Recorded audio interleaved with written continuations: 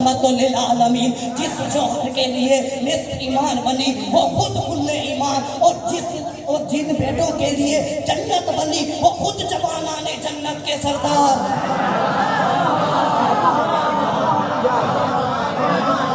کون فاطمہ؟ کون فاطمہ؟ نعرہ حیدری!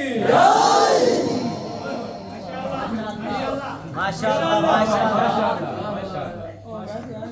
بی بی وہ ہستی ہے جن کے لیے آواز بلند کر صلوات۔ اللہم صلی علی محمد وآل محمد وسلم۔ انسان کچھ بھی نہ کرے، صرف رات کو سونے سے پہلے بی بی کے دشمنوں پہ لعنت کر کے سو جائے، اللہ تعالیٰ اسے شب قدر کا، لیلۃ القدر کا ثواب عطا کر دیتا ہے۔ دو حدیثیں پیش کروں گا اور نتیجہ پیش کروں گا۔ پیغمبر کی حدیث ہے، الحسن والحسین سیدہ شباب اہل الجنہ، حسن اور حسین ہیں جوانان جنت کے سردار۔ دوسری حدیث میں پیغمبر فرماتے ہیں جنت ماں کے قدموں تلے ہے۔ اب میں یہاں پہ رک کے ایک جملہ کہنا چاہوں گا کہ جو جوانان جنت کے سردار ہیں نا، جو جوانان جنت کے سردار ہیں نا، اللہ نے ان کی جنت کو جن قدموں میں رکھا ہے اسے فاطمہ الزہرا کہتے ہیں۔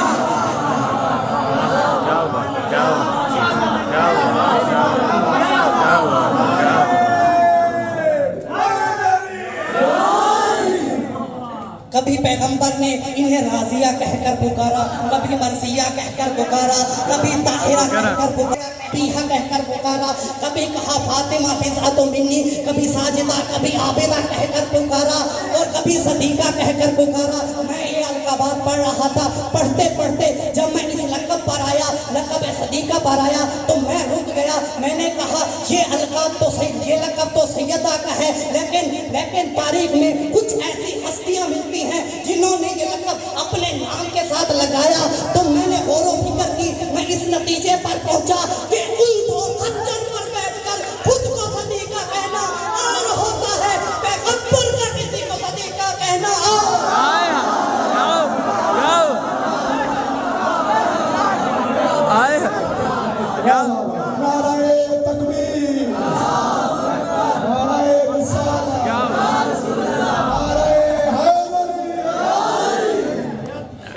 حجرات میں بھی یہ واقعہ موجود ہے۔ حضرت ابراہیم علیہ السلام کے پاس دو فرشتے مہمان بن کر آئے۔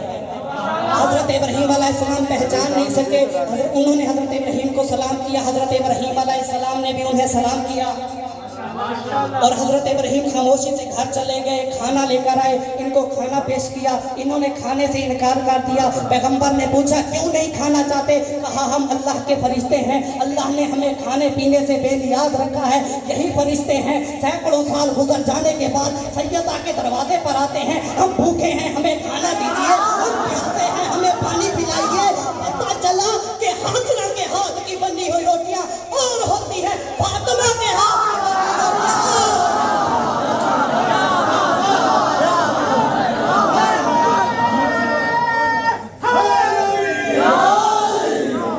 پیغمبر نے ان کی شان بیان نہیں فرمائی، قرآن میں بھی کئی مقامات پر شان بیان ہوئی ہے، کبھی سورہ طہر میں، کبھی سورہ حجرات میں، کبھی سورہ طہر میں، کبھی سورہ آل عمران میں، کبھی سورہ بنی اسرائیل میں، کبھی سورہ کوثر بی بی کی شان میں نازل ہوئی، کبھی آیت تطہیر بی بی کی شان میں نازل ہوئی، کبھی آیت مباہلہ بی بی کی شان میں ہوئی۔ پیغمبر نے جب اعلان نبوت شروع کر دیا تو پیغمبر کو صادق اور امین کہنے والے پیغمبر کے مخالف ہو گئے، پیغمبر پہ ہر قسم کا ظلم اٹھایا۔ جب کچھ نہ کر سکے، پیغمبر کا کچھ بگاڑ نہ سکے تو پیغمبر کو ابتر کہنا شروع کر دیا، پیغمبر کو ابتر کہنا شروع کر دیا، پیغمبر رنجیدہ ہونے لگے۔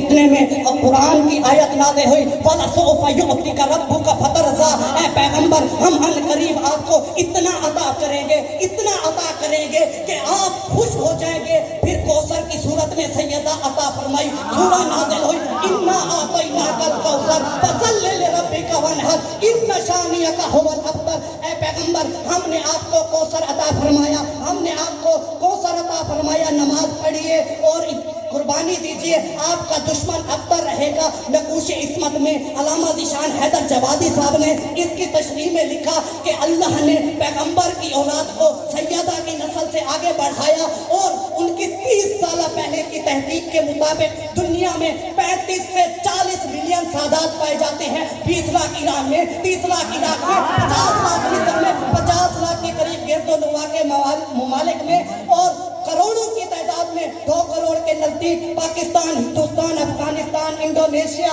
और यमन में।